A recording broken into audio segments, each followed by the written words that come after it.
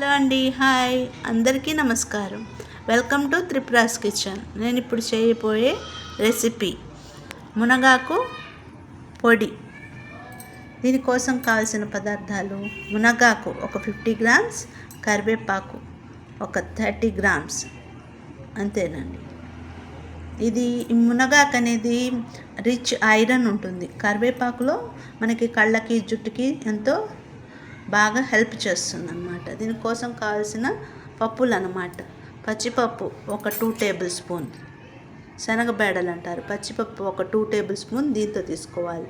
మనకి కొంచెమే కదండి ఈ కరివేపాకు మునగాకు అనేది, అందుకోసం దానికోసం ఇవి పచ్చిపప్పు ఒక 2 టేబుల్ స్పూన్స్, మినపప్పు 2 టేబుల్ స్పూన్, ధనియాలు ఒక 3 టేబుల్ స్పూన్స్ ఎక్కువ తీసుకోవాలి, జీలకర్ర 1 టేబుల్ స్పూన్, ఒక 10 ఎండుమిరపకాయలు, కొంచెంగా మెంతులు, చింతపండు, అంతేనండి.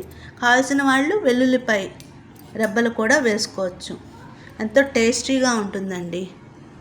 ఇప్పుడు మనము ఒక కడాయి తీసుకొని అది వేడెక్కిన తర్వాత మనము ఈ కరివేపాకు మునగాకు అనేది పూర్తిగా డ్రై రోస్ట్ చేసుకొని పక్కన పెట్టుకోవాలి. తర్వాత అన్ని పప్పులు కలిపి రోస్ట్ చేసుకోవాలి.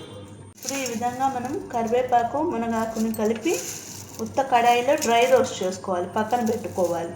ఇప్పుడు మనం కడాయిలోనే ఫస్ట్ మనము ధనియాలు, మినప్పప్పు అన్నీ వేసుకోవచ్చు. ధనియాలు, మినప్పప్పు వేసుకొని ఎండుమిరపకాయలు లాస్ట్కి వేద్దాం. మిగతావన్నీ వేసేసుకోవచ్చు. ఒక్కొక్కటిగా వేసేసుకొని వీటన్నిటిని కొంచెం నూనె వేసేసి రోస్ట్ చేయాలి. ఇట్లా ఈ విధంగా కొంచెం నూనె వేసుకొని బాగా వేయించుకోవాలి. ధనియాలు, మినప్పప్పు, జీలకర్ర, పచ్చిపప్పు అన్నీ వేసుకోవాలి. నేను ఇందాక చెప్పటము మర్చిపోయాను. కొంచెం కావాలంటే టేస్ట్కి నువ్వులు కూడా వేసుకోవచ్చు, ఒక స్పూన్, బాగుంటుంది, టేస్టీగా ఉంటుంది. ఈ విధంగా దోరగా వేగినాయి కదండి, బ్రౌన్ కలర్గా వచ్చినాయి. ఇవన్నీ సిమ్లో పెట్టి నిదానంగా వేయించుకోవాలి. వేయించుకున్న తర్వాత మనం దీనిలోనే ఎండుమిరపకాయలు, ఇందాక చెప్పిన విధంగా చింతపండు వేసేసుకోవాలి. చింతపండు ఈ 10 ఇందాక ఎండుమిరపకాయలు చెప్పాను కదండి, అవి కూడా వేసేసుకోవాలి. వేసుకున్న తర్వాత మనము కొంచెం ఇంగువ కూడా వేసుకుంటే టేస్ట్గా ఉంటుంది. ఇంగువ కూడా వేసుకోవాలి.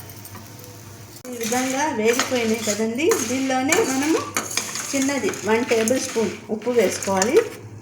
తర్వాత ఈ మునగాకు వేయించుకున్నాం కదా, దీనిలో మొత్తం వేసుకొని పూర్తిగా అంతా చల్లారిన తర్వాత మనం పౌడర్ పెట్టుకోవాలి. ఇప్పుడు మనము ఈ విధంగా మెత్తటి పొడి చేసుకోవాలి. కావాలంటే కొంచెము సాల్ట్ తగ్గితే కనుక కొంచెం సాల్ట్ వేసుకోవచ్చు. చాలా టేస్టీగా ఉంటుంది, హెల్త్కి కూడా చాలా మంచిది.